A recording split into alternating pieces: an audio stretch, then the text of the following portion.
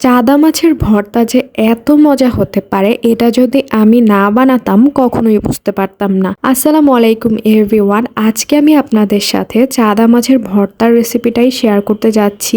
আমি আপনাদেরকে গ্যারান্টি দিয়ে বলতে পারি এই ভর্তাটা অন্য যে কোনো ভর্তার চেয়ে অনেক বেশি ইয়ামি। যাই হোক, তো প্রথমে আমি কড়াইতে গরম তেল দিয়ে দিয়েছিলাম, সরিষার তেল দিয়ে দিয়েছিলাম আমি, সেই সাথে পেঁয়াজ কুচি, রসুন আর কাঁচামরিচ দিয়ে দিয়েছিলাম। তো এগুলো ভালো মতো ভেজে আমি উঠিয়ে নিয়েছিলাম। এগুলো সব ভেজে উঠিয়ে নেওয়ার পরে আমি ছোট ছোট চাদা মাছ ছেড়ে দিয়েছিলাম গরম তেলে। তো চাদা মাছগুলো আমি বেশ ভালো মতো লবণ দিয়ে ভেজে নিচ্ছিলাম।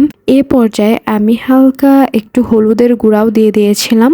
মাছগুলো সব মোটামুটি ভাবে ভাজা হয়ে গেলে আমি এগুলো ওই প্লেটে তুলে নিয়েছিলাম যেগুলোতে আমি পেঁয়াজ, কাঁচামরিচ আর রসুন ভেজে রেখেছিলাম।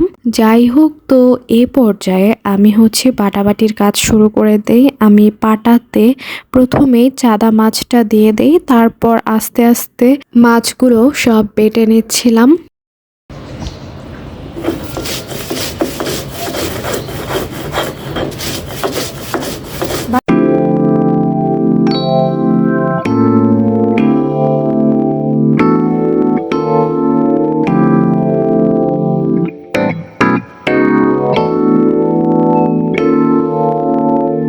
মাছগুলো বাটা হয়ে গেলে আমি ভেজে রাখা পেঁয়াজ, কাঁচামরিচ আর রসুনও একসাথে দিয়ে দিয়েছিলাম।